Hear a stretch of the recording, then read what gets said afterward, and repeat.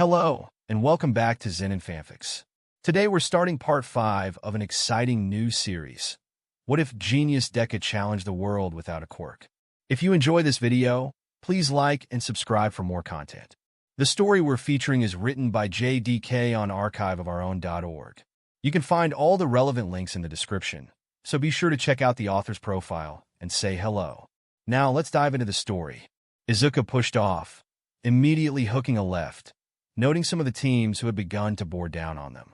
Todoroki, Izuku commanded, "Hold them off." Todoroki grunted, planting his right foot backward, towards the crowd of people bearing down on Team Shinso, ice beginning to seep across his body. "Don't assume you get to order me around."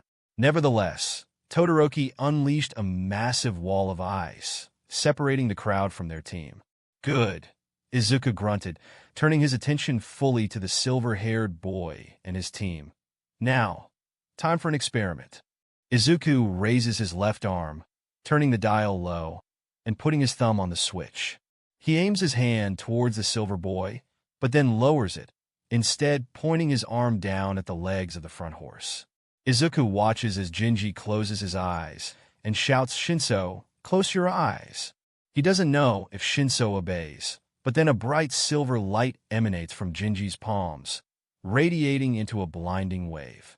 The lenses built into the helmet immediately dim, allowing Izuku to see the group in front of him. He sees as the front horse of Jinji's team begins to rub his eyes, blinking rapidly, while Jinji's eyes remain closed. Exactly as he thought, Izuku flipped the switch, and he felt the familiar hum in his left gauntlet, as a small blast of energy shot out, striking the now blinded frontman of Team Jinji in the leg. The blast didn't do much damage, but it did have some force behind it, causing the boy's leg to slip out from under him, and their team to collapse. Jinji flipped forward off of the horse, falling down and tumbling through the dirt. With one move, Team Jinji was eliminated by Team Shinso. Izuku ignored the announcement from President Mike, instead taking the opportunity to look up at the point total on the Jumbotron again. 10,008,540. I knew it. Wait, so your plan is to remove points from the game? Sort of, Izuku says, pointing up to the scoreboard. See, everyone assumes this game is a normal free-for-all, but that isn't really true. His hand raises, gesturing to Team Bakugo, sitting at just over 10 million points. With the inclusion of the 10 million headband, the game becomes more like King of the Hill, with one team holding the majority of the points, while the rest run around with peanuts in comparison. Izuku turns back to his team, now looking at him with skepticism instead of anger, and continues. "In that situation, we are easy pickings. Bakugo will definitely come for us, with me and Todoroki on the same team, and everyone else will see us as an easy target. With the 10 million in play, the competition becomes a lot more predictable." But Izuku continues, looking towards the R-rated hero, absent-mindedly picking at her nails while the teams get ready. "My mind keeps coming back to something Midnight said when announcing the rules. The only rule is that the rider can't touch the ground, or else your team is out. But what does that really mean?" Izuku muses, more to himself than anyone else. "What happens to your points if your team is eliminated?" Kaminari chimes in. "Maybe your points go to the team that eliminated you?" Or, Izuku says, turning to face the group again, "Maybe the points are taken out of the game. Otherwise, why have global points total at all?" Todoroki huffs impatiently. "Is there a point to all this, or are you just playing teacher?" Izuku rolls his eyes under his mask, but continues. "The point is, if the latter is true, then there is a really simple way to solve all of our problems in one move." Izuku grins, "And all we need to do is get the 10 million headband." Shinso rolls his eyes, throwing his arms into the air. "Didn't we just go over why that is a bad idea? You just said we already have a target on our backs. How is holding the 10 million headband going to solve that?" "Oh," Izuku says smugly, "I didn't say we would keep it." "All right, Todoroki," Izuku says, "lower the wall, let's spice things up." Todoroki rolls his eyes, but obeys, using his power to shatter the wall, causing people to immediately turn over to their team and start to rush them. One team, however, stands out as they charge ahead of the pack. The sounds of popping explosions echoing out, joined by the shouting of Bakugo as he rushes them. Well, looks like you were right, Shinso states, bluntly. That Bakugo guy is coming right for us, and he looks pissed. Yeah, Izuku grunts, feeling the tingling of his stump underneath the shoulder cap. That's his default if I'm being honest, but it certainly makes things easier. He looks back up at Shinso. You think you got this? Shinso smirks. If he is really as much of an asshole as you say, then this will be a cakewalk. Okay, Shinso begins, stretching an arm out. Let's pretend for a minute that this plan works. We still have the problem of actually getting the headband. Oh, that's easy. Izuku then pointed a metal finger at Shinso's chest. You're going to get it. Shinso blinked once, twice, before backpedaling, looking up at Midoriya with disbelief. What? Are you out of your mind? How am I supposed to do that? Izuku looks over at the blonde in question. Like I said, Bakugo will likely come straight at us, so getting to him isn't the problem. Once he does, though, you're going to take the reins and get him under your control. Izuku shrugs, turning back to the group. It shouldn't be hard to get him under. He is aggressive, narcissistic, and an egomaniac. But what if that isn't enough? Shinso still panics lightly. You seem to know this guy. You got anything that might get him to bite? Izuku seems to ponder for a moment, before leaning down to Shinso. Well, there is one thing. By now, Bakugo had closed in on the group, pulling up alongside Team Shinso, and igniting a loud explosion with his palm. However, instead of going for the headband wrapped around Shinso's neck, he seems to aim towards the armored figure in front of him, unleashing a blast onto the faceplate of the armor. His vision obscures with smoke, and for a moment, Bakugo smirks, reveling in the power behind that explosion. But then a large metal arm reaches out and punches Bakugo directly in the nose. He sees stars and feels a throbbing pain in his face as the smoke clears, and Bakugo sees the quirkless student, still armored, looking at him with not a scratch on him. You think after everything you did to me, that would hurt me? Bakugo saw red and zeroed in on Izuku, priming another explosion, but was stalled by someone gripping his shirt and leaning close. So, you're cacking, right? Bakugo's mind stops, as white-hot rage bubbles under his skin, expressing itself with the crackle of explosions in his palms. He whirls around towards the purple-haired extra who leans away from him and begins to shout. Don't you ever call me that. The extra smirks and begins to tap his chest with his index finger, and Bakugo feels his mind start to slip away from him as his body falls away from him, leaving him lost in a void. He tries to struggle against this, and through his hazy vision, he sees the purple-haired kid tapping his chest. That fucker. He tries to wrench himself out of his control, but finds that the more he struggles, the heavier he feels, slipping down further and further, like quicksand. Then he hears a voice echo through his mind. Give us the headband. No. Fuck off, it's mine. But his body doesn't obey. Instead, he feels his arms reach up to his forehead, grabbing his trophy and handing it over to the purple-haired boy, who snatches it from his grasp. He thrashes wildly against the weight of his control, but he still can't wrench himself free. Immediately, he smells the acrid stench of sewage, feels the wet sludge permeate across his body, and his thrashing grows more wild, his eyes flaring in shock and terror. It's just like that day almost a year ago. Get off me, get off me! He feels something new, a spark of pain as something strikes his left leg, and immediately he is snapped out of his daze. He violently thrashes, looking down towards his team member, the red-haired extra from his class, who looks up at him with disbelief. Dude, what are you doing? Shitty Hair exclaims. You just gave them all our points. Bakugo whirls around, where he sees the team that just robbed him of his points, holding his headband in their dirty, weak hands, and his vision fills with red.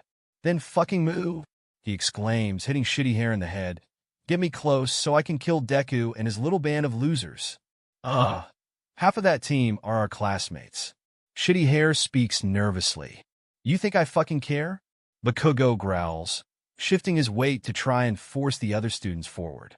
Anyone who would choose to work with quirkless Deku over anyone else is nothing but a loser.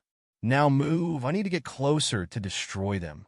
He sees Shitty Hair narrow his eyes, before huffing and following his demand. Yeah, that's right, Bakugo thinks.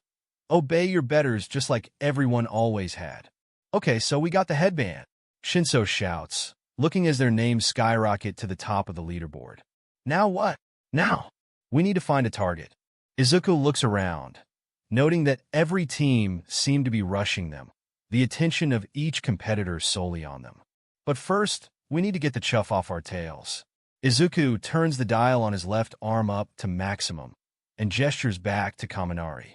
You ready, Kaminari? Kaminari gives a thumbs up, but he seems unsure. Ready as I'll ever be, I guess. Good enough. Now, everyone brace. Okay, so I get why you wanted this guy. Kaminari gestures to Shinso, and I can guess why you wanted Todoroki on your team, but why did you want me? Izuku's gaze falls to Kaminari, and the electric blonde can't help the flinch of fear as the mech glares down at him. Your job is playing support. I have a way to deter people from getting on us too early, but there is a good chance I will overclock my power supply if I do it. Izuku reaches towards Kaminari. If that happens, I will need you to res park the loop and restart the power on my suit. It shouldn't take much, just a small spark is all I will need. Kaminari wilts slightly, looking put off. Oh, so I'm just a phone charger then? Great, wonderful. Kaminari's mind jumps back to middle school. How everyone around him only seemed to want to be there to use him. It was like every time someone wanted to be his friend, it was so they could ask him to charge their phones or their game consoles. He even recalls once when someone at school asked to be his friend, Ikari, if he recalls, only so he could overload the breaker and shut the power down at school. They had wanted to get out of a math test, if he recalls. When Kaminari had refused, the student had completely turned on him, telling the school that it was his idea, and that he would have done it if Ikari hadn't stopped him. He had been suspended for a month, and his father had grounded him for far longer. If he was being honest, he was lucky that UA had accepted him at all. With that on his record, it would have likely given them some hesitation, and his grades weren't anything special beyond that. But he promised himself he would be different here, that he wouldn't take crap like that ever again. If that's really all I am here for, then I think I would rather quit than be used like a battery. However, the mechanized student shook his head and approached Kaminari. So just because you aren't front and center, you're going to complain about your role? Izuku rolls his eyes at Kaminari. Stop acting like a baby. Just because your role isn't big doesn't mean it isn't important. Kaminari felt something catch at the quirkless student's words, and the world seemed to fall away, and he was pulled into a memory from a long time ago. Denki was staring up at his father, tears in his eyes, as the grizzled man slipped on his yellow and black costume. The older man sighed, before looking down at his son with tired eyes and an exhausted smile. I'm sorry, Denki, but I really do have to go. But why? Denki said, grabbing onto his father's pant leg. Why do you need to go to work so late? Denki's father sighed, crouching low and putting a hand on his son's shoulder. There's been a massive break in this case. Denki, I have to go. Denki shook his head. But won't there be other heroes there? You aren't a big hero, Dad. What can you do that they can't? Denki saw his father's eyes narrow and knew he had touched a nerve, but his father simply took a deep breath and fixed his son with a stern stare. Denki wilted slightly under his gaze, but didn't break eye contact. Denki, his father began, just because I have a small role in this whole operation doesn't mean that my role isn't important. Denki looked at his father in confusion, but said nothing, so his father continued. Sure, maybe other heroes' roles are more flashy. Maybe some heroes will get more glory out of this than others, but that doesn't really matter to me. His father shook his head, closing his eyes for a moment. To me, that is the greatest problem with modern heroics. Everyone seems to think that you need to do something big in order to be a hero, but everyone always ignores the small things. Denki looked at his father in confusion. But isn't the point of heroes to stop the villains? His father shakes his head. It shouldn't be. To me, the point of heroes is to help people, no matter how small, no matter how insignificant it might seem, because people rely on you to help them. His father then slips on his mask, adopting the persona of the Thunder Hero, Megavolt, and turns towards the door, walking towards it, but stops at the doorway, turning back to his son. Some heroes may save thousands in one day, others may save dozens in one lifetime. But the way I see it, none are better than another, so long as they both save people. His father opened the door and stepped through. One day, I hope you'll see that. Kaminari locked his legs, his other arm coming up to brace against Shinso's back. Todoroki followed suit as their team spun around. He looked ahead and saw a bright light gathering in Izuku's palm, far brighter than before. Kaminari took his hand off of Izuku's back. Instead, he slips his hand under the thick metal pauldron. He felt around blindly for the shoulder plate and sighed in relief as he grasped the thick cable, lowering his finger into the hole cut into the jumpsuit and towards the familiar tingle of power. "Okay," Kaminari shouted. "I'm in position. Let her rip." Izuku nodded and flipped the switch on his left arm. For a moment, there was nothing. Then, a blinding glow of white-hot light. Finally, a massive beam of energy shoots out from his palm, launching in a continuous burst across the battlefield. He does his best to aim in front of the teams, but sometimes the beam grazes an opponent, causing them to fall to the ground in pain. He drags his arm across the ground, scorching across the battlefield and bisecting the arena with a radiant beam of energy. In the wake of the blast, the ground erupts into an infernal cloud of dust and fire, its surface becoming scorched and cracked. "Okay, this has gone on far enough." Vlad King marches over to the microphone. "I am disqualifying him right now. He could have killed someone there." "No," Nizu spoke. "You aren't." Vlad whirled back to Nizu, who simply stared down at the arena. "Nizu, he just unleashed a devastating attack on every student there. He even injured several. Do you know what could have happened if that blast had hit anyone directly?" "Midoriya certainly seemed to," Nizu said, "which is why he didn't hit anyone directly with it." "That doesn't matter," Ken shouted, approaching the principal and glaring down at him. "What matters is that he just turned that weapon on others and could have easily killed someone there. He clearly has no regard for the danger he puts himself or others in." Aizawa spoke up for the first time in a while, gaze hardening towards his fellow homeroom teacher. If that were true, then he would have just hit everyone in front of him. The shaggy teacher turned back to the arena. "Just admit it, Vlad. You're worried that a quirkless student can beat the hero course here." Vlad turned towards Aizawa, rage in his eyes, as he stomped towards the teacher. "No, I am worried that this student will go too far. First, he builds a weaponized mech suit to bring into a school event. Then he pulls reckless stunt after reckless stunt, putting everyone around him in danger. I can't be the only one who sees this, right?" Ishiyama nodded his head in agreement, but Maijima spoke up again. "Honestly, it's like you think he is completely incompetent, Kansas." Vlad King turned to look at Maijima, tiredly, but Maijima spoke up again. "You seem to think that despite building and testing everything he makes, that he is either too unaware or too incompetent to properly control himself. Am I correct?" "That's not what I am saying at all." "Really?" Aizawa says, "because you sure didn't seem to comment on Todoroki's ice wall, did you?" Vlad stutters, looking around for support, but finds it lacking.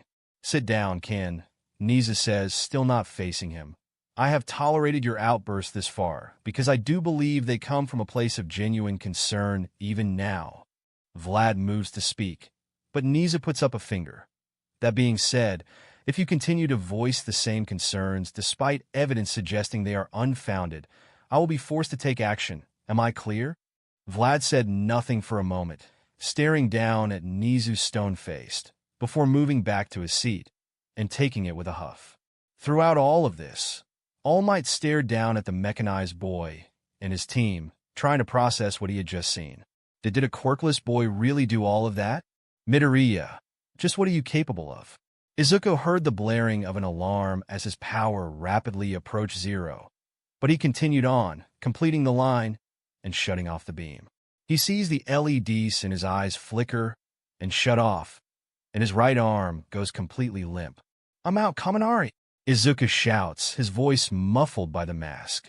He can't move within his suit, the matrix far too heavy for him to move anything. For a moment, he hears nothing. Then he hears a small spark, followed by the humming of power as his power supply is restarted. Izuku sighs in relief and rolls his shoulders, testing his movements as his display lights up. He looks down at the power supply. 88%. Shit, Izuku thinks, By overusing the power, I weakened the supply cap. This is bad, but I should still be fine. Izuku looks out at the destruction he wrought with his gauntlet, before turning his eyes to their side of the scorched line. His eyes zero in on a team, which seems to be frozen in shock. He doesn't recognize any of them. No Hero Corps students. Perfect. Okay, time to move on to the next step of the plan. The rest of Team Shinso stares ahead in disbelief and some level of horror before shaking themselves out of it. The team moves on, zeroing in on the other team. However, he hears the telltale sound of explosions popping and sees that Bakugo had leapt over the line of destruction and was zeroing in on them, explosions propelling him through the air. Is that even allowed? Shinso exclaimed. Well, Izuku spoke, reaching down to his belt. He isn't touching the ground, so probably.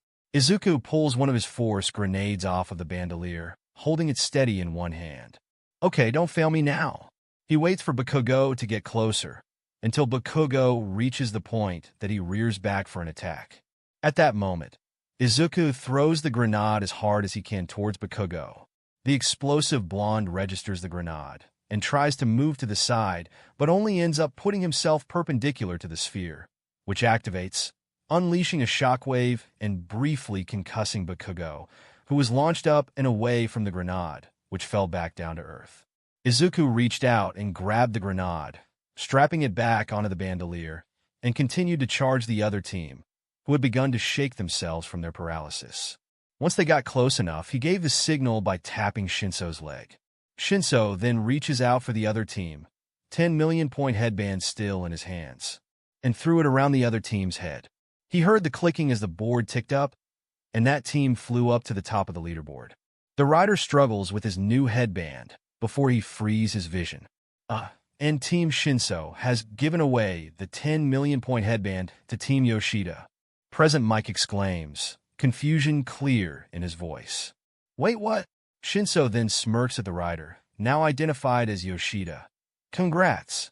You are now top of the leaderboard. How does it feel? Aiwa. Yoshida's face goes slack, and his arms fall limp as Shinso gives his final command. Jump off your horse. Yoshida obeys and lets himself fall from the horse, hitting the ground with a thud. The silence of the arena is deafening, as everyone watches as Team Yoshida, top of the leaderboard for all of 4 seconds, is taken off the board. Yoshida has fallen from his team. He's out. Team Yoshida is out. And so are the 10 million points. The crowd goes silent, watching as the point total ticks down rapidly, the once daunting number descending lower and lower, plummeting rapidly, before slowing and stalling at its new value. 8,235. The rest of the competitors look at the new point total, stunned into silence. Bakugo had reached his team again, landing back onto them, before his eyes met the new reality of this game.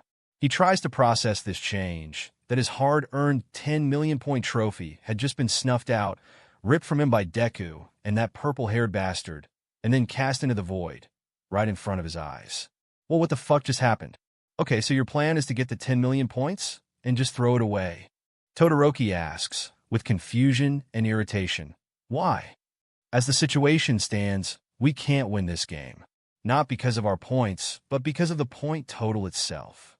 Izuku looks back up at the daunting number. I think it's almost supposed to be a metaphor for the hero rankings, how everyone is just so far below the number one that most wouldn't even bother going for the 10 million points, instead choosing to go after targets they see as much more feasible, like us. Izuku then looks over at Bakugo, who is barking orders at his teammates. Not to mention, the one who holds the 10 million doesn't need to do anything but hold on to it. If they have the power to do that, then they can effectively guarantee they remain number one in the next spot. Normally that would be difficult, but I think if anyone can do it, Bakugo can, and once people realize that, they will start to just leave him alone, which is what he wants. But if we remove the 10 million points from the equation, then all of that is nullified. Shinso exclaims, realization washing over him. By taking away 10 million points, we take away the advantage of the strongest team.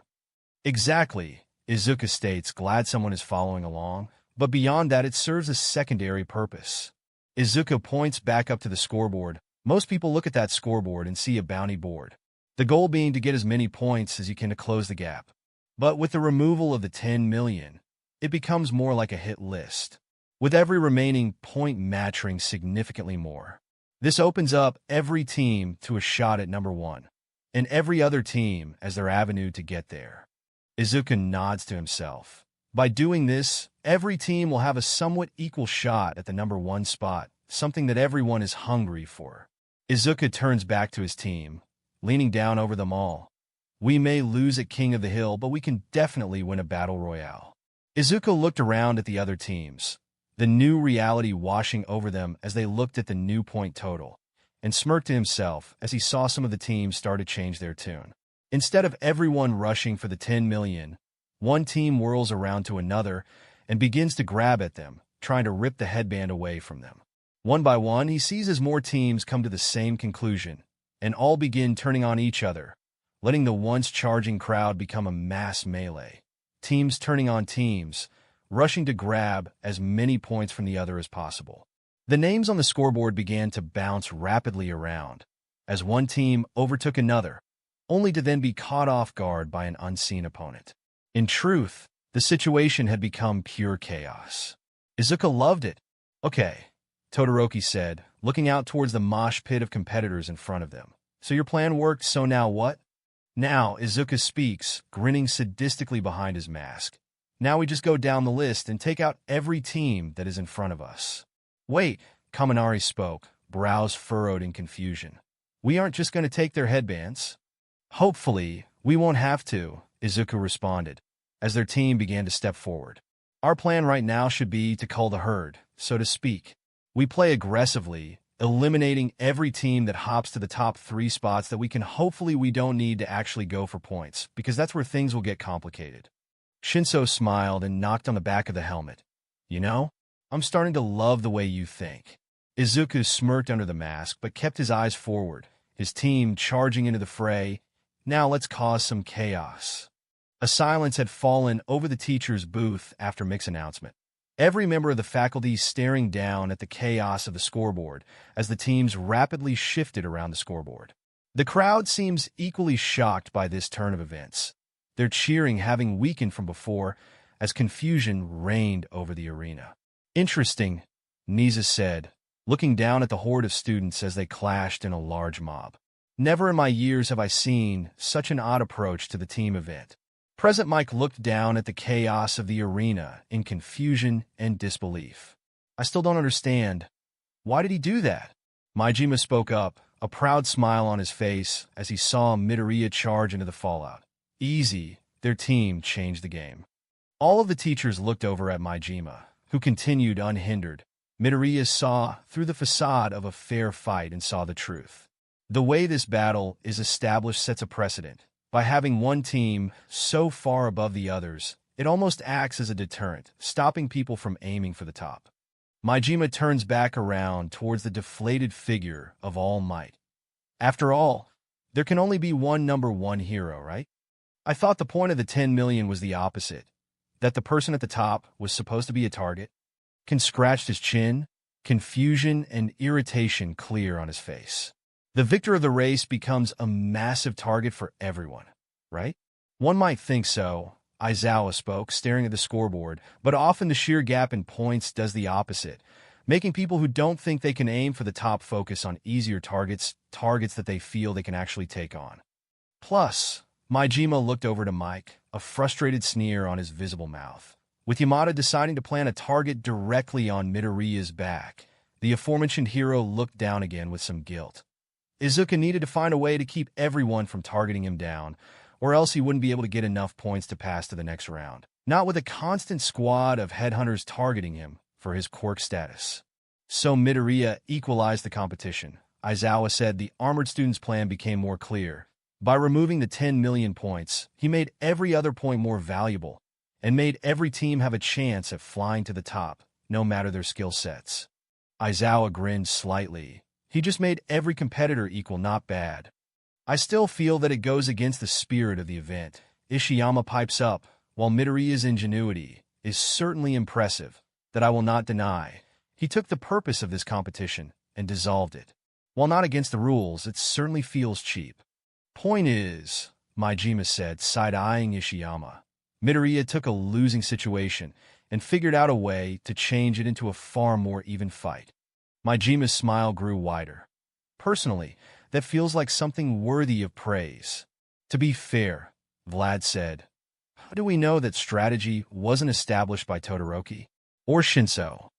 Aizawa immediately responded, I do not know Shinso well, but Todoroki, while smart, would not have come up with a strategy so out of the box. He is a much more rigid thinker. And from my experience with Midoriya over the past month, this seems like exactly the kind of crazy, out-of-the-box thinking that he would come up with.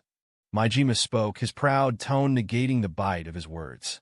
Vlad simply grunted, still staring down at the battle occurring below. Well, Midoriya, you have certainly impressed some of us. Now let's see what you do next. The loud melee occurring all around Kirishima was disorienting, as bodies clashed together, locking everyone in place as there was no room to move around. He felt people knocking him around left and right, unable to see above most of their heads. He looked up at his explosive teammate, who was unleashing explosion after explosion at everyone around him, knocking the opponents off kilter, grabbing their headbands, and wrapping them around his head. Kirishima did note for every opponent that Bakugo attacked. 2 more filled their place, all with the same goal. It was madness. The Rockwork team called back to Ishido and Zero. Hey, Ishido, can you clear us some space? What? You want me to just start shooting acid? Ishido asked, overwhelmed by their surroundings. Sure, great idea. That won't cause anyone any serious harm, will it? Kirishima rolled her eyes. Nothing dangerous, but something viscous to make the terrain around us slippery, knocking people over and giving us some breathing room. Kirishima took another elbow to the stomach and thanked his quirk for mitigating the blow. Before Mina could respond, he felt as a hand from above him slammed into the back of his head again. Hey, who the fuck do you think you are? Giving orders? That's my job. Honestly, Kirishima was starting to get sick of Bakugo's attitude. I'm just trying to help. Why are you getting so pissy about that? Bakugo sneered down at him. Because I'm the leader, not you. Not Pinky. Not Tape Face. Me. Get that through your thick skull, and just do what I say. Okay then, Mr. Leader, Zero said sarcastically. What is your amazing plan then? Bakugo looked up at the board, noting the timer ticking down to the final 5 minutes of the event, and began to rapidly grasp at the collars of other riders, yanking their headbands away and knocking them over. Instead of running away like little bitches, push me further in. The 10 million may not be in play anymore, but I just need to grab as many headbands as possible. But I can't do that when you extras want to run and hide. Kirishima grit his teeth at the verbal abuse, but he did admit Bakugo had a point. They couldn't get more points by moving away from the crowd. He looked back to Mina and Zero and nodded at both of them, who began pushing forward into the crowd. He didn't like it, but he would play along. For now, Monoma was rapidly looking around at the students that surrounded them, the surrounding conflict making it hard for him to concentrate. He looked down at his team.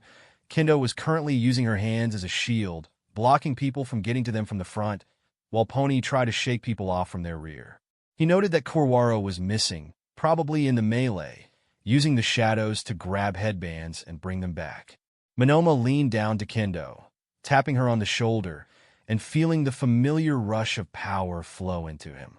He inflated his right hand to an equal size to her and used it to deliver a massive blow to the side, knocking 3 teams away. He looked up at the scoreboard as their name lingered directly at the top. Perfect. Honestly, he was glad that nobody from 1A had caught up to them, taking a not-so-small amount of satisfaction at their superiority. Ever since the attack at the USJ, all he had been hearing about is Class 1A. On the train, when people saw his uniform, they would ask if he was in 1A, and when he said no, then they would seem to deflate, responding with a simple "oh" and nothing more. Every time it happened, it only served to anger him more. So, because Class 1A got attacked by some villains, they were suddenly all that mattered? That was ridiculous. It was hurt more by the fact that Class 1A was the class of heavy hitters, hero core students with generally more heroic quirks. Class 1B, by extension, was for those with Far more technical quirks, people who actually had to use them wisely in order to make any real impact. Shouldn't that count for something? No, of course not, because really all people cared about was Flash.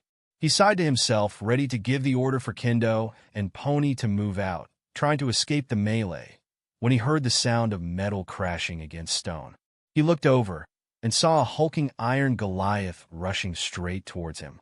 Monoma immediately began to panic, and he looked down to Kendo. Kendo, block the mech. Kendo nodded and moved her hand shield out to the side, blocking the mech, but instead of slowing, the mech simply kept running, holding up his right arm as the octagon-shaped bulge on the arm spun, clicking into place. Once the mech was about 10 feet away, he heard the sound of something fire out and felt Kendo stiffen under him. He looked over and saw two long curled wires connecting Kendo's right hand to the gauntlet. A taser. He had just tossed Kendo. Once the electricity stalled, Kendo immediately collapsed to the ground, convulsing rapidly as the mech approached them again, their defense lowered. Monoma immediately inflated his hands, covering his face to prevent the armored student from grabbing his headbands. Though he was shocked when he instead felt the mech duck under him, grab his leg, and slam him into the ground, Pony tumbling down with him. Monoma felt the wind get knocked out of him, eyes pointing skyward as he stared up at the large armored figure.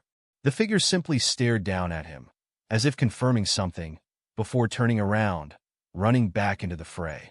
Who was that? Did he even have a team? Why was that armored figure alone? He wanted to get back up, grabbing Pony and hoping to set back up into their formation, but stopped when he heard the announcement.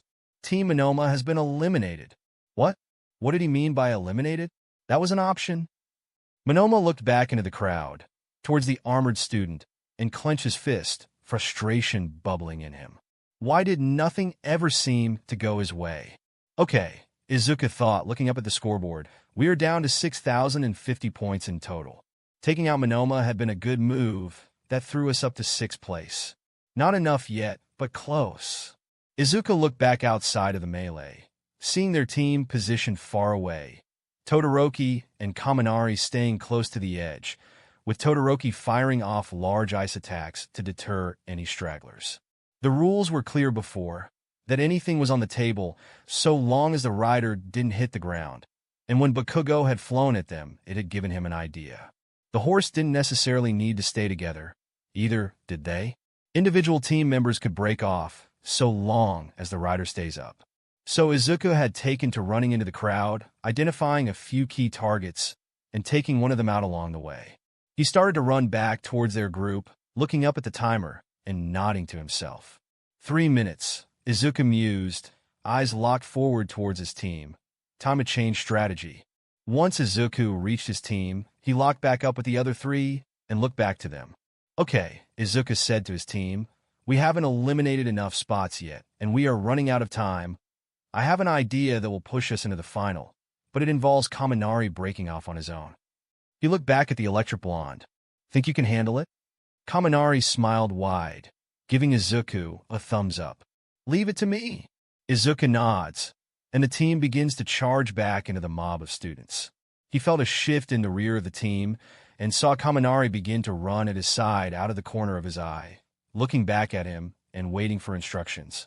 Izuku gestures forward towards the group. See that group over there? Izuku asks, pointing towards the group. In that group is Team Azui. Their team is higher on the leaderboard than us, so all you need to do is get into the middle of all of this and get Azui's headbands. Their points should be enough to push us into the top 2 at least, maybe even the top spot. Keep low, stay out of sight, grab and dash, got it? No matter what, make sure that you get the headbands and get them to Shinso. Kaminari's grin widens, and he salutes Izuku. Leave it to me, I just gotta get close and shock them. With that, Kaminari ducks away, running into the group and disappearing into the mad melee. I know, Izuku thinks to himself, rushing forward into the group, which is exactly why I picked you. I just wish you would put the effort into understanding your quirk like I did. Kaminari was getting bounced around within the mass of bodies, ducking low and trying to slip through the gaps. He looked around, trying to see the teams around him. Immediately, the hulking figure of Shoji is clear, with both arms closed over his back, forming some kind of tent. Kaminari watched as a long tongue shot out from the tent. 2 purple balls stuck to it as it snagged onto a headband in front of him and dragged the piece of cloth back in. Yep, Kaminari mused. That's Sue all right, and Mineta? How weird. Kaminari shrugged and ran up to Shoji, staying low to keep out of his vision. He is almost close enough to Shoji to grab him, but then Shoji takes a step away, the masked boy glancing down at him. Close, but you should know by now my hearing is better than most. Shoji spoke through a mouth he produced on one of his tentacles, face remaining unmoving. You had no chance of sneaking up on me. Shit. Kaminari lunged for Shoji, who sidestepped him, moving to the side as the boy was thrust into the melee. You should know you can't win this one, Kaminari. All I need to do is keep my distance. You are limited to close range unless you want to fry yourself. Kaminari was stuck. Now he was trapped in the middle of this horde, and with Shoji aware of him, he couldn't take him in a fight. Not to mention, Shoji didn't even need to fight. He just needed to keep away from Kaminari until the timer ran out. In this situation, Sue's team had a significant advantage, being able to grab headbands from range without risking their own. It was smart, smarter than you could ever hope to be, his mind growled, feeling a sense of embarrassment wash over him. Ever since this event started, he had been deferring to Midoriya to come up with the plans. He didn't know the boy well, but he could tell immediately the quirkless student knew what he was doing when it came to planning. With seemingly no effort, the boy had come up with a way to turn this competition around, and so far it had all gone so flawlessly. Now he saw Team Azui using their quirks to their advantage in such an amazing way. The way he saw it, there were 2 kinds of successful teams in this competition. Those who planned ahead, able to use tactics and trickery to turn any encounter to their advantage. Then there were the teams with power, whose quirks were so potent they didn't even need to bother with that. Then there he was, alone, without either. Immediately when things had gone wrong, his mind froze, and he didn't know what to do. He didn't have a good enough quirk to power through this, and he wasn't smart enough to think his way out. He was useless. Maybe all I'm good for is charging phones after all. Kaminari's eyes locked onto the scoreboard, their team still sitting at 6th place, with Tsu and Hagakure directly above them at 5th and 4th respectively. If he failed here, they would lose, and all that effort, all of his team's efforts would be for nothing. All because of him. He had known from the beginning that he was the weak link of their group. Everyone else had so much more useful abilities. Meanwhile, in this event, he was a liability to his team, dead weight. The smallest piece of his team. Just because I have a small role in this whole operation doesn't mean that my role isn't important. Kaminari's eyes hardened, taking a deep breath. Everyone seems to think that you need to do something big in order to be a hero. No, I'm not losing here, not yet. To me, the point of heroes is to help people, no matter how small, no matter how insignificant it might seem, because people rely on you to help them. One day, I hope you'll see that. Kaminari slowly squared up with the larger student. Maybe so, but you aren't in a high enough place to win either.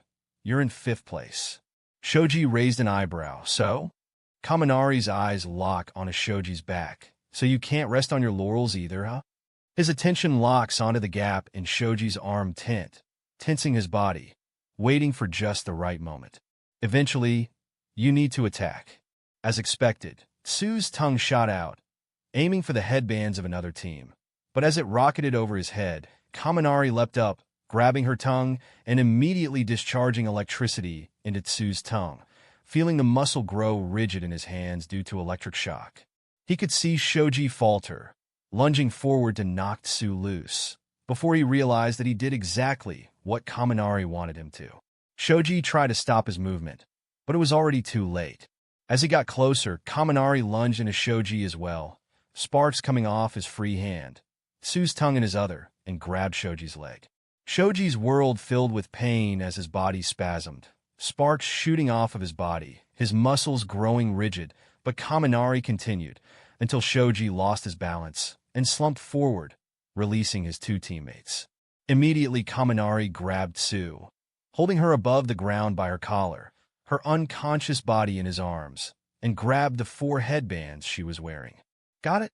Now to get back to the team. Kaminari turned and readied himself to lower back into the mass of bodies, but stopped when he saw an arm lunging at him.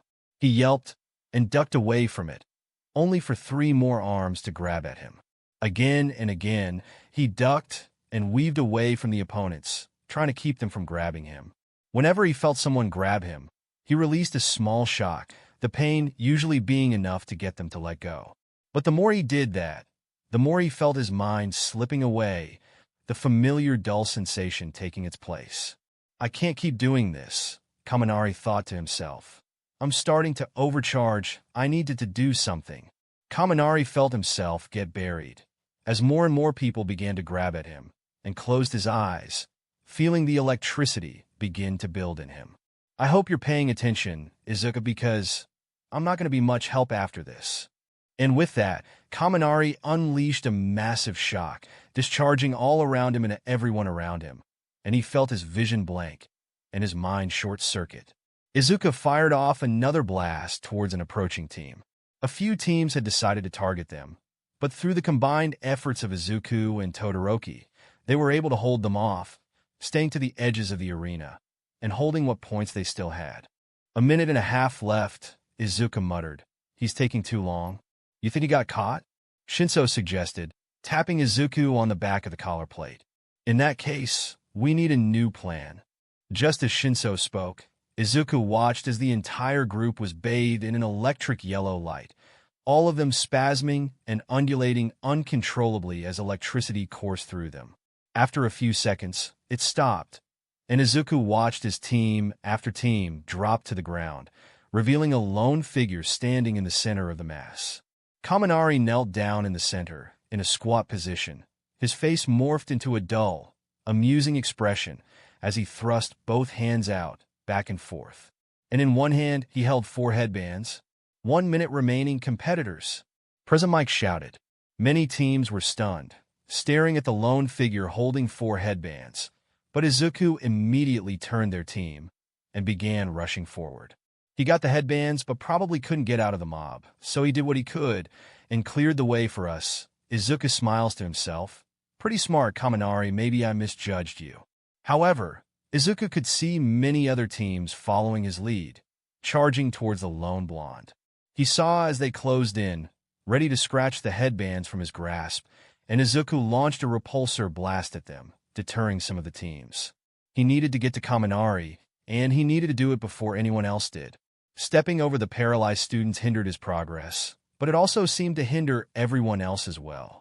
But Izuku watched as other competitors with more mobility were beginning to speed up, getting closer and closer to the lone blonde. Izuku turns back to Todoroki.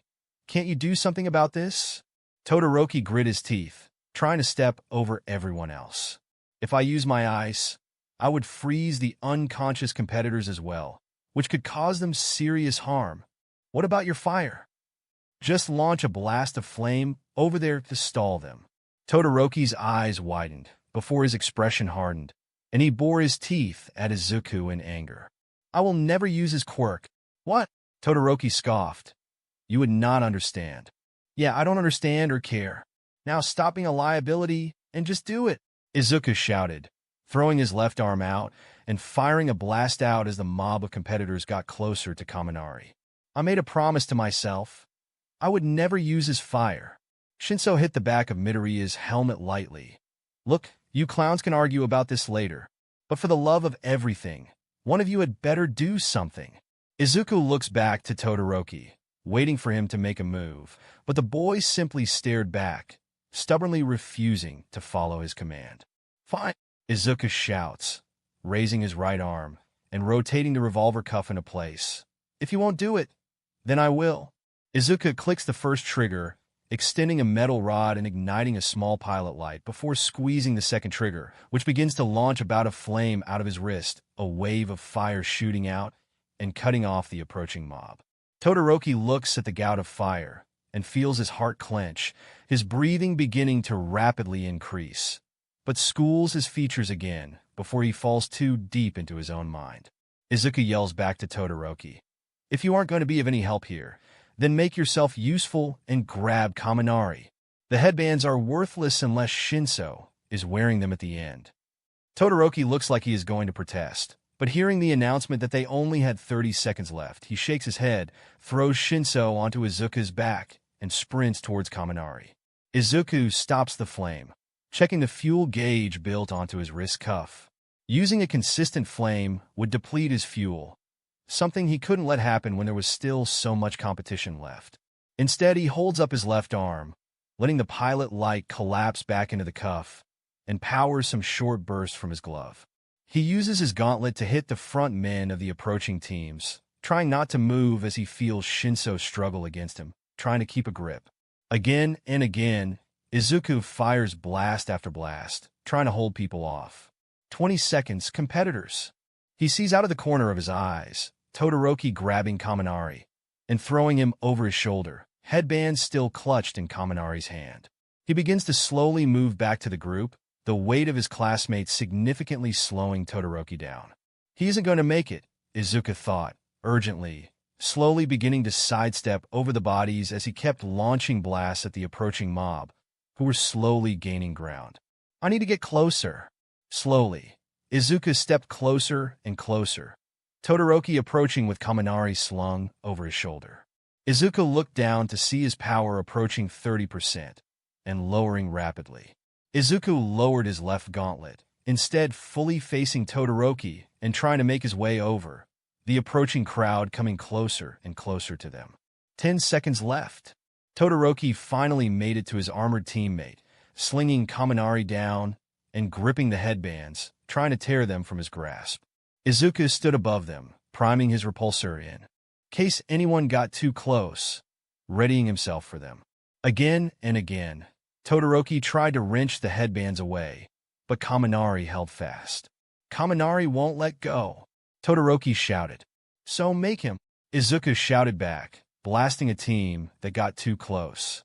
How? 504 dash, Izuku says before lifting his metal boot above Kaminari, slamming it down into his stomach. 4. Kaminari gasped for breath, his grip slackening and allowing Todoroki to pull the headbands away from him. Todoroki sat stunned for a second, staring at Kaminari's brutalized stomach. 3. Give the headbands to Shinso already, Izuku shouted, snapping Todoroki out of his stupor, who lunged towards Shinso's outstretched hand. 2. Shinso grabbed the headbands, lifting them up to his neck. 1. With one final tug, Shinso secured the headbands, grinning to his team. That's it. Time is up. Izuku looked up at the scoreboard, noting their position on the board, and was taken aback to see Team Shinso sitting at the top, above everyone else on the leaderboard. First place. Izuku thrust a hand into the air, crying out in victory. We got first place. Shinso dropped from Izuku's back, looking up at the leaderboard as well, and smiling. He looked up at his former teammate. Well, you held up your end of the bargain. We got into the final. Izuku nodded, holding a hand out to Shinso, who noted the lack of a verbal response. Shinso felt a small stab of hurt run through his chest, but ignored it, choosing instead to shake the mech's hand. With that, the two dispersed, moving over to the main crowd. Kaminari was taken by 2 robots to Recovery Girl's office, leaving Todoroki to stew alone, his mind swimming with anger and frustration. Just launch a blast of flame over there to stall them. Stop being a liability and just do it. He didn't understand. Nobody did. Todoroki knew he was right, that his oath was right.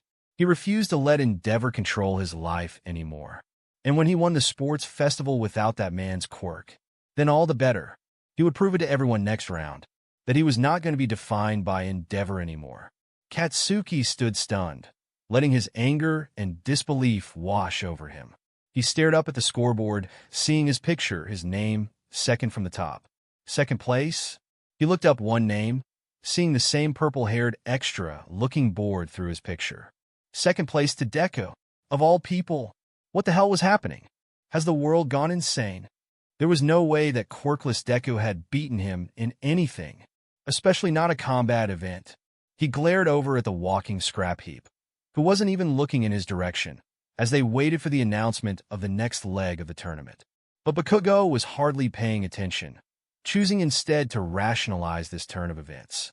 It was all his shitty teammates' fault. If they had just listened to him and done what he said, when he said it, then they would have gotten first place. Yeah, that was the only thing that made sense, because if it didn't, then that meant it was Katsuki's fault.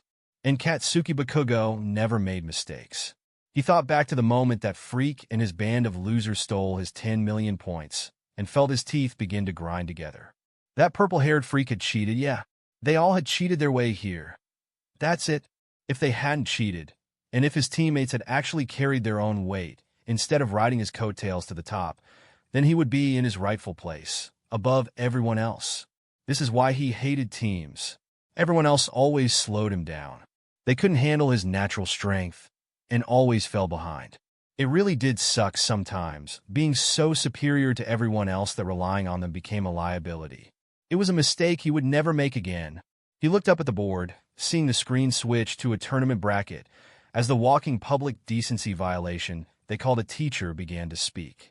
But he didn't listen. He didn't need to. The UA Sports Festival always ended in one way, and one way only. Katsuki grinned, looking up at the board at his first target. Now, he could show what he was capable of when he wasn't being dragged down by all the useless extras around him.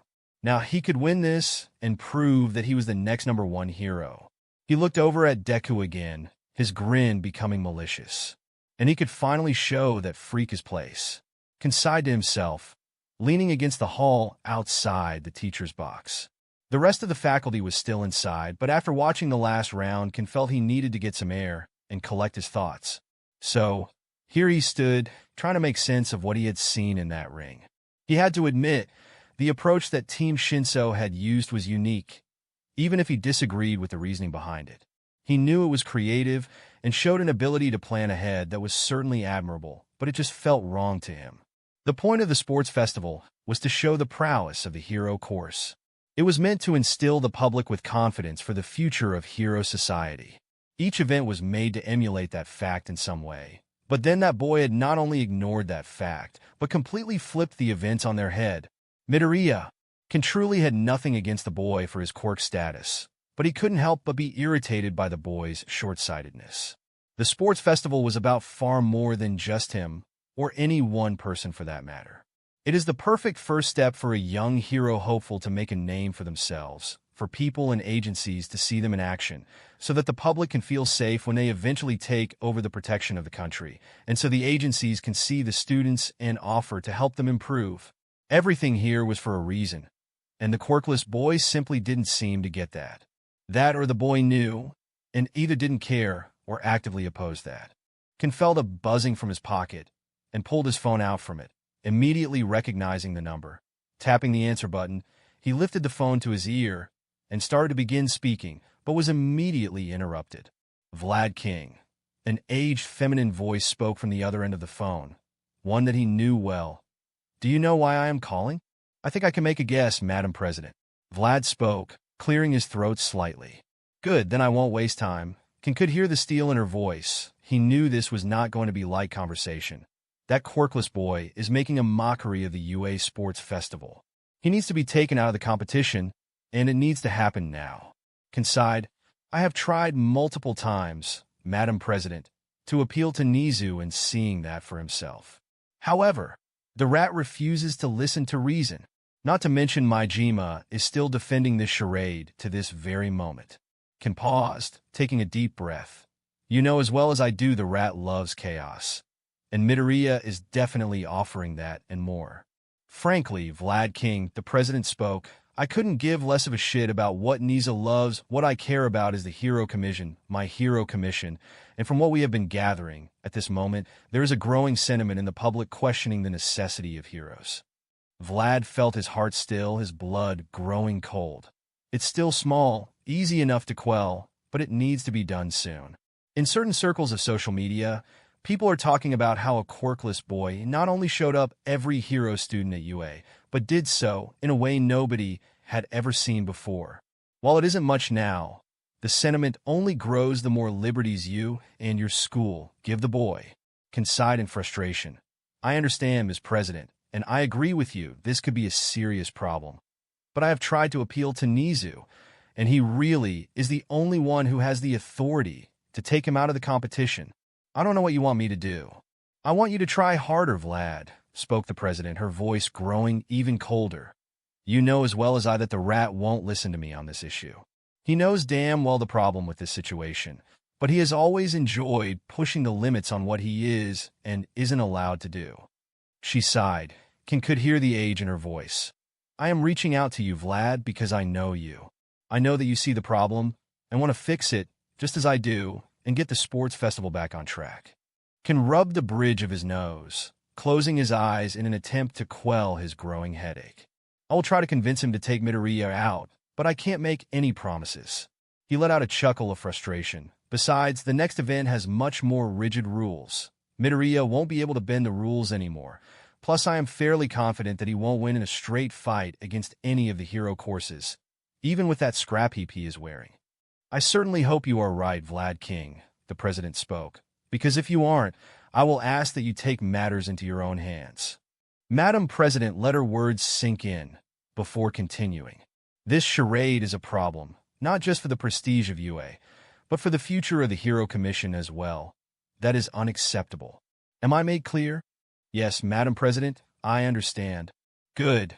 With that, Ken heard the other end of the line click, ending the call, and Vlad stowed his phone away again. He turned to look at the brackets again, his eyes locking onto Midoriya's name. Midoriya, I really hope you lose, because if you don't, he sighed, schooling his features and walking back into the teacher's booth. The first match is starting, and he didn't want to be late. Underscore underscore underscore underscore underscore underscore underscore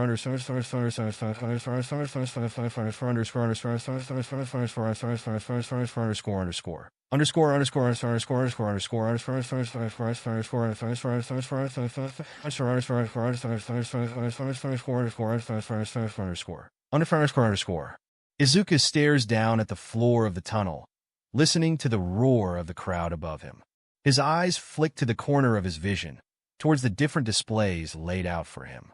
Power was capped at 88% still due to his little stunt in the cavalry battle. He needed to make sure he was careful of that. The lower the power cap becomes, the more volatile the power supply becomes as well. He couldn't let himself shut down in the middle of a fight. Heat was floating around at low levels, which was to be expected. It was the peak of summer heat, so the heatsink wasn't operating at full efficiency, but it was still able to protect the internals well enough, so it wouldn't do for him to dwell on it. His fight was up first, the opening act to the single combat tournament, so he had to make sure to make a statement with this. He subtly checked all the joints on the landing apparatus and checked over his revolver cuff, watching as the cylinder spins freely, locking into place once again. Diagnostics complete. He looked out of the tunnel, towards the bracket displayed on the large monitor up ahead. 16 competitors, for rounds including the final. His bracket, though, was especially dangerous. But he would worry about the specifics later. For now, he knew who his first opponent was. Eijiro Kirishima. Izuku looked down at his left arm, examining his gauntlet once more for any damage. While not pristine, the mechanism did not appear to be damaged at all. Kirishima was a tough opponent, figuratively and literally. His quirk made it difficult to beat him with frontal attacks, and his attitude was also a problem. The spiky-haired boy was not one to give up, even if he was in a losing situation. If Izuku was going to do this, he would have to do it decisively and quickly. Did you build it? Izuku whirled around, not having heard anyone approach, only to see the familiar manic smile of Mei Hatsume looking at his left arm. Izuku felt his face grow cold under his mask, but didn't acknowledge her, turning back around to the entrance of the tunnel. However, Mei seemed to follow his movements, rushing over to his left side and examining his arm, the crosshairs on her irises spinning as her pupils narrow and dilate rapidly. He kept spinning around, hoping to get her to move away, but no matter how he moved, she followed, clearly not getting the hint. Finally, Izuku had had enough and whirled to face her fully. What do you want from me? Mei flinched at his tone, clearly surprised by his outburst. He stared down at her face, and he saw her eyes begin to rapidly dart around the hall, unable to meet his eyes. Izuku at this point was far too frustrated to care. Haven't you done enough to me? First you pretend to be nice to me, then you give me help on my project, only to turn on me and tell the entire class about me, and paint a target on my back. Mei shook her head but did not speak, Instead, all that came out of her mouth was soft grunts. He was ready to continue his tirade, but stopped when he really laid eyes on his pink-haired classmate. She was gripping her head, still shaking it side to side. He could see her fingers digging into the skin of her head, gripping harshly onto her pink locks. Her face was red, and her eyes tightly squeezed shut, tears leaking out from the corners of her eyes.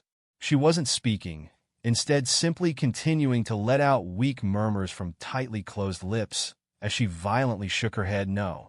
Izuku was stunned, so much so that he immediately fell silent, his arms falling to his sides as he simply stared at his classmate, unsure of what to do. Is she okay? No, clearly she isn't. Is this because of me? Why should I feel bad? A part of Izuku's mind supplied. She's clearly trying to trick me again. It isn't like I said anything untrue. Unless I was wrong. She was the only one I told. It had to be her, right? May slowly let go of her hair, her eyes opening, misty and red. She still looked at the wall, unable to meet Izuku's eyes, but he slowly saw her lips open. Izuku shook his head. What did you say? I didn't tell the class. Izuku's eyes widened, then narrowed again. Sure you didn't. After all, you were the only one I told, so it had to be someone else, right? He crossed his arms. If you're going to lie to me, at least be convincing. I didn't tell the class. Then who did? I don't know. Of course you don't.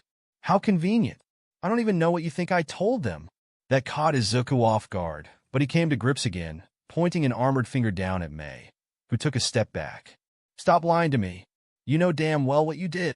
Izuku turns back around to the entrance of the tunnel, lifting his arms into the air, as if gesturing to some divine to intervene on his behalf. I made the mistake of trusting you, and was immediately bitten for it, and you continue to deny it, even though I know it's you, he continued. Now what, are you expecting me to just forgive and forget? Izuku raised his arms into the air, his anger over the last few days finally bubbling over. Do you even know what you did to me? But why am I surprised? He spun around, moving over to the wall and leaning on it, an armored hand clutched against the stone surface. This is how it's always been. Everywhere I go, no matter how hard I try, it's never enough. I'm always just going to be a quirkless freak. Izuku's eyes steeled. But now I can fight back. I'm not going to let the world just keep pushing me down. And I'm not going to let you or anyone else hurt me again. So, you think I told the class that you're quirkless? I don't think so. I know so. But I still don't even understand why anyone would tell anybody. Why would anyone care that you're quirkless? Izuku chuckles bitterly. You couldn't possibly understand. No, but my mom could. She doesn't have a quirk either. Izuku stops and turns back towards her. But May seems occupied, continuing to speak. So, I don't get what the big deal is. Some people have quirks and some don't, right?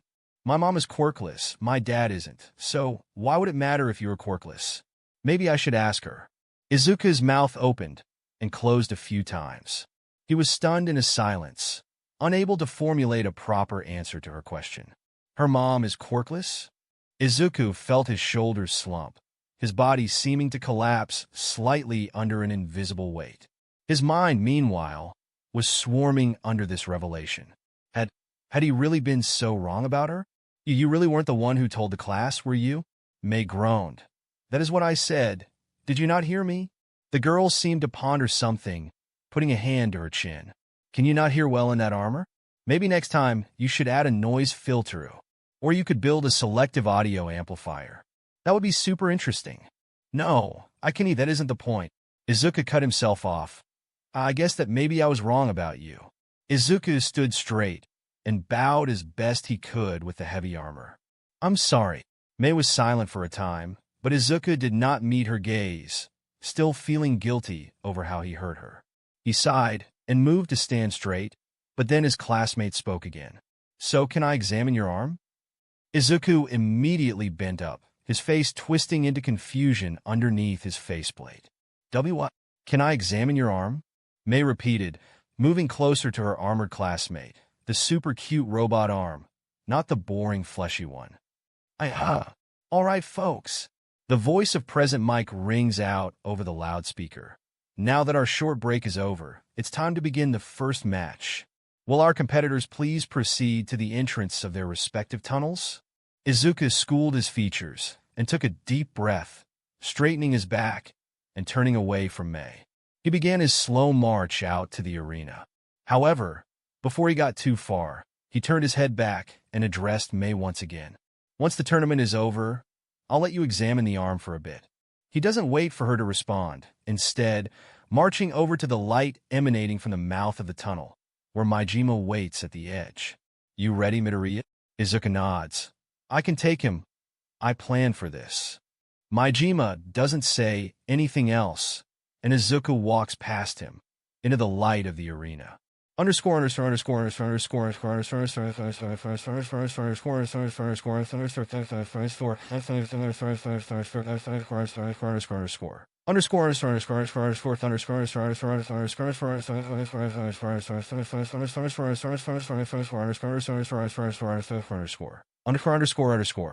Our first competitor, the sword and shield of Class 1A, the Crimson Golem himself, Kirishima Ijiro. Kirishima took a deep breath, trying to calm his thundering heartbeat. He didn't know much about Midoriya, beyond what he had seen in the prior events. He knew the boy was quirkless and used a plethora of different pieces of equipment, but he didn't know what he really even had. He shook his head and walked out to the arena, to the roaring cheer of the crowd. Nervously, he waved a hand their way, addressing the audience, which only seemed to make them cheer even louder. He could even hear some people shouting at him directly. Win this one, hero course. I have a lot of money on you, Kirishima. His nervousness only grew, hearing the people counting on him, believing in him. But he also heard some shouts that brought him only frustration. Show that quirkless kid that you don't mess with heroes. Put that kid in his place. Kirishima's face melted from nervousness to irritation. What the hell did that mean? Midoriya had clearly worked hard to get here. He deserved his spot just like anyone else. The red-haired boy shook his head, focusing his attention to the mouth of the opposite tunnel, doing his best to ignore the crowd and focus on the fight ahead of him. I can't underestimate Midoriya, no matter what some of my classmates say.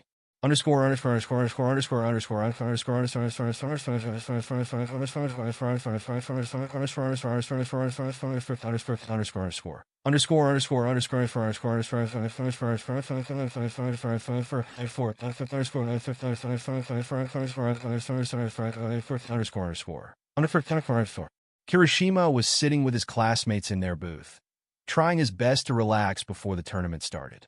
He took deep breaths, eyes flicking around to the other members of his class. Uraraka and Mina seemed to be doing the same as him, trying to calm their hearts and prepare for the next match. On the other hand, Kaminari and Shiro were lounging, staring up at the sky. He noticed Todoroki and Bakugo, simply sitting unfazed by any of this, fully focused on the next match, with Ida pacing rapidly back and forth, wondering if it was okay for him to fight that support course girl. I do not feel comfortable fighting a civilian, Ida spoke, arms rapidly undulating in almost robotic motions. She has no training. It would be unfair of me to not hold back against her. I mean, the same can be said for that Midoriya kid, right? Shiro spoke. Not only does he have no training, but he's quirkless too. Shiro looked over at Kirishima, an easy smile on his face. Guess you lucked out, Kirishima. Easy win for the first round. Kirishima looked at Shiro with surprise, but his eyes narrowed at the other boy. What's that supposed to mean? Shiro put his arms up in surrender. Whoa, easy now, Kirishima. Shiro leaned forward, a smile still on his face. All I'm saying is that you are walking into an easy fight. Nothing against Midoriya. His suit is cool and all, but he's quirkless. No amount of gadgets can make up for that in a one-on-one fight. Kirishima opened his mouth to rebuke that, but Ishido had beaten him to it. So if that's the case, then shouldn't we have won the last event instead of coming in second? Shiro began to sweat and swiftly moved to placate his classmates. Yeah, but that was a team event. Not to mention he had Todoroki and Kaminari on his team to carry him. He turned to the electric blonde next to him. Hey, back me up on this one, dude. Actually, Kaminari spoke nervously. Midoriya was the one that came up with the plan for the cavalry battle. Kaminari sat up, looking down at Shiro, He had a theory about the point system and wanted to play into that, and it worked really well. Kaminari shook his. Frankly, if he wasn't on our team, I don't think we would have won, though I would have appreciated him not stomping on my chest. The electric blonde crossed his arms, but seemed otherwise unbothered. He cheated, Bakugo said, anger clear in his voice. That little freak cheated, and that's the only reason he won. Dunno, Blasty, spoke Ishido, looking at Bakugo with irritation. Sounds like you're upset because he beat you. Bakugo stood up and bared down on Ishido, quirkless. Deku didn't beat me. He cheated him, and that purple-haired fucker too. He gestured to the rest of his former team. Plus, I was busy carrying your worthless asses to the final. If you three losers had pulled your weight, we would have won. I'm sorry. You seem to be forgetting who was carrying you the whole time. Ishido stood, violently poking Bakugo in the chest. Maybe if you had been more of a team player, we could have won. But you just kept yelling at us and being unhelpful. For a moment, Bakugo stood, stunned, as if bewildered by Mina questioning him, before his face contorted into anger. He swatted her hand away from him and grabbed her by the shirt, throwing her to the ground, and quickly moved to engage her while she was prone. I don't make mistakes, and I don't need a team. He sneered down at Ishido, while several of their classmates stood to intervene.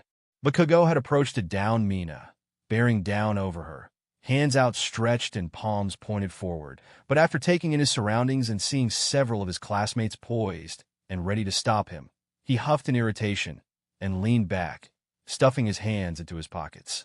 He made a walk past Mina, but stopped and leaned down over her. Never touch me again. He walked past Mina, checking her with his hip, and stomped out of their booth. Kirishima immediately moved to Mina's side, putting a hand on her shoulder. Are you all right? Ishido looked up at Kirishima, a small smile breaking out on her face. Yeah, I'm okay. He's all bark. Kirishima was unconvinced. He looked up towards the doorway, teeth grit and eyes narrowed. But he felt a hand lay on his shoulder and turned to see Mina outstretching her hand to him, the smile on her face not matching the sheer steel in her gaze. The message was clear. Be patient, he will get his eventually. Zero looked conflicted and leaned back into his chair. I mean, is he wrong, though? All eyes locked on Zero, who seemed to shrink into his chair a bit. I'm talking about what he said about Midoriya cheating. Maybe he's overreacting, but what Midoriya did was definitely bending the rules. Is it really fair when he manipulates the competition like that? He didn't cheat, Kirishima said, turning and standing over Zero. Midoriya played by the rules, and he did it well, so stop trying to diminish his win. Okay. Zero put his hands up. Jeez, I was just saying. Yeah? Well, stop just saying. Ishido crossed her arms, glaring at Zero. Zero sighed and turned his head away, doing his best to ignore his classmates' stares of disapproval. Yaoyorozu, who looked up from her book, looked at Kirishima and Ishido in confusion. I don't understand. Why are you defending Midoriya? As crass as he is being, Zero is right. Kirishima turned to Yaoyorozu in shock. Why you too, Momo? Momo nodded. It is undeniable that quirkless people are more fragile and generally less physically capable than quirked people, even those who don't have natural body enhancers. She closed her book, turning her attention fully to Kirishima. It's simply a fact. Zero was just acknowledging that fact. Kirishima grit his teeth. You know, I'm getting really tired of you all deciding what someone is and isn't capable of before you even see what he can do. Kirishima stepped over to Momo, who looked at him in shock. So what if he's quirkless? He beat you in the last event, didn't he? What does that say about you? Yaoyorozu looked down at her closed book with a sour expression. Kirishima shakes his head, moving over to the entrance of their booth and stopping in the entryway. I may not be the smartest of our class, but even I'm smart enough to know that quirks aren't everything. With that, Kirishima walked out the door.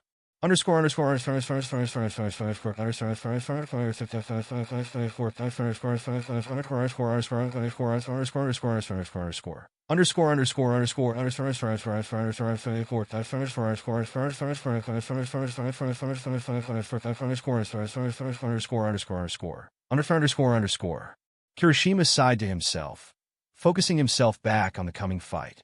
It wouldn't do for Kirishima to lose focus now. He had to stay in the moment. Right now, it's between him and Midoriya. And in the other corner, Present Mike started, hesitating slightly. The armored wonder of the support course, Izuku Midoriya. Kirishima noted that while some cheered, most of the crowd was silent, or actively booing the quirkless boy. Though, Kirishima heard the thunderous steps of his mechanized opponent echoed out from the other hall, the glowing blue eyes of the mask visibly cutting through the darkness. He saw Midoriya exit the tunnel, the suit's surface glittering from the sunlight, slightly. Kirishima felt a brief spike of fear enter him, but he quickly quelled it, instead choosing to stand resolute before his opponent. Midoriya eventually stopped, standing directly across from Kirishima, the suit making him a fair bit taller than the red-haired boy.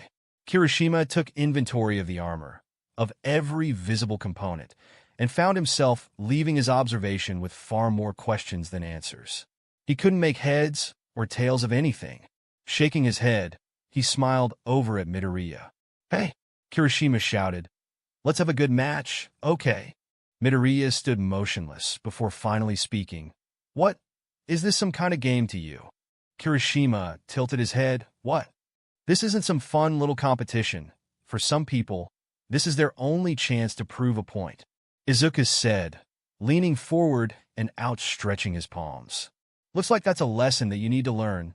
Kirishima looked at Midoriya in confusion, but before he could speak, he heard Midnight crack her whip. Both competitors ready. Kirishima shook his head, leaning forward into a three-point stance. He took a deep breath, eyes hardening. "Begin!" Kirishima immediately hardened his body and felt the impact of a hot blast of energy on his left side. He stumbled slightly and looked up at Midoriya, outstretching his left palm at Kirishima, a glowing blue light in the center of it. Midoriya fired again, but Kirishima rolled forward, breaking into a sprint towards Midoriya. Midoriya fired again and again, impacting a few times, but none able to break through Kirishima's hardened skin. However, as Kirishima approached, Midoriya brought his left arm back, clenching his hand into a steel fist. Kirishima heard the sound of steel grinding against steel, and watched as sparks fired out from the elbow of the armored student's left arm. He watched as what looked like an iron rod shot out, its surface crackling with sparks as it shot backwards, sticking out about a meter from the boy's elbow. Still, Kirishima pressed on. He got within a meter of Midoriya and hardened his fist, pulling back to hit Midoriya in the chest. When his fist impacted, he heard a clang, followed by some small sparks as his stone flesh impacted against treated steel, grinding across its surface, but doing seemingly no damage to the boy within the armor. Kirishima pulled back another fist, but before he could punch, Midoriya pulled his own left fist back and drove it directly into Kirishima's chest. At first, Kirishima felt nothing more than the familiar dull thump of an impact as the steel fist met his hardened chest. But then, he heard a click, followed by more sparks shooting out from the back and front of Midoriya's left arm. He watches as the rod still jutting out from the armored student's shoulder shoots forward, back into the forearm. Then he feels it, pain beyond anything he had ever felt. Kirishima immediately gasps out, acknowledging a new snapping sound at his chest. He stumbles back, falling onto the ground, trying and failing to catch his breath. He lifts his head, looking back up at Midoriya, and seeing something jutting out from the left gauntlet. Above the armored student's left hand is a small iron spike, similar to the head of a jackhammer, sticking a few inches out beyond his left fist. Kirishima looks down at his chest, immediately noticing that on the right side of his chest, there was severe cracking in his hardened skin. At the epicenter of the cracking was a circular dent, bending inward. He knew immediately the impact had broken a few ribs, and he let go of his quirk, letting himself catch his breath, though noticing an acute stinging of his broken ribs as his lung expanded, leading to them digging into his bruised flesh. Kirishima took a deep, ragged breath, not being able to pay attention to the thumping of footsteps approaching him, until the sun was blotted out by the armored figures standing above him. He immediately noticed the silence of the crowd, but was too busy staring up at his opponent in bewilderment. Midoriya raised his steel boot above Kirishima's head, poised to send it down, But before he did, he heard Midoriya speak. "This a good enough fight for you, hero?" That was the last thing Kirishima heard before the boot rocketed down, sending him into darkness. Underscore underscore underscore underscore underscore underscore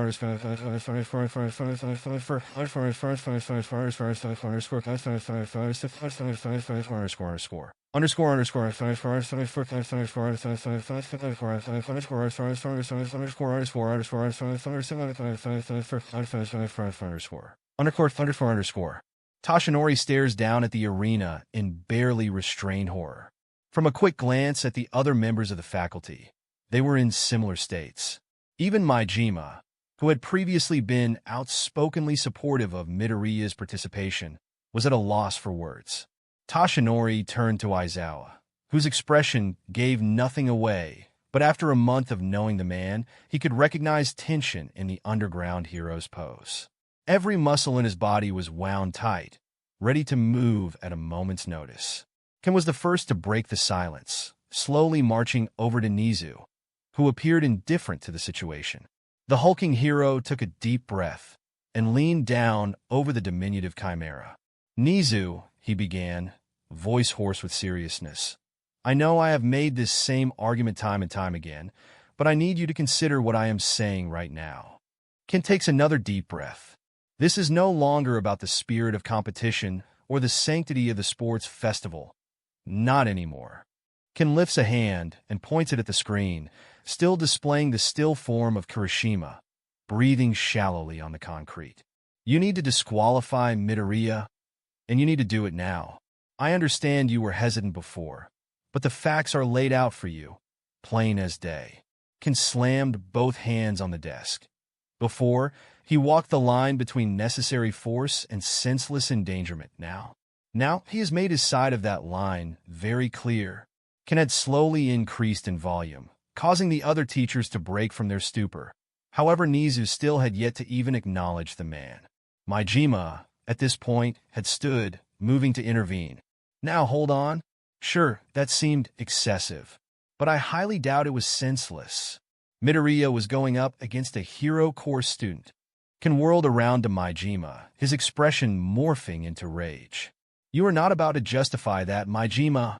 He put a hole into Kirishima's chest. "You're trying to tell me that level of violence was justified?" Before Majima could retort, Nizu held up a paw for the first time, eyes closed. After some time of tense silence, Nizu opened his eyes and addressed Ken. "So you were saying that Midoriya's attack was senseless?" "Yes, now please, Princey Dash." "I'm afraid I do not agree, Kansas." Ken doubled back, bewildered to silence. All eyes turned to the rodent as he stood from his seat and walked across his table. While the sum that may have seemed gratuitous, maybe even malicious, I see something different. The principal turns, facing the rest of the teachers. "I see tactics." Ishiyama interjects. "Principal, are you trying to say Midoriya planned for this?" "That is exactly what I am saying." Nizu hopped down from the table, moving towards the large viewing window at the front of the booth. "I cannot speak for the rest of you, but over the course of the last two events, we have seen Midoriya's mind at work."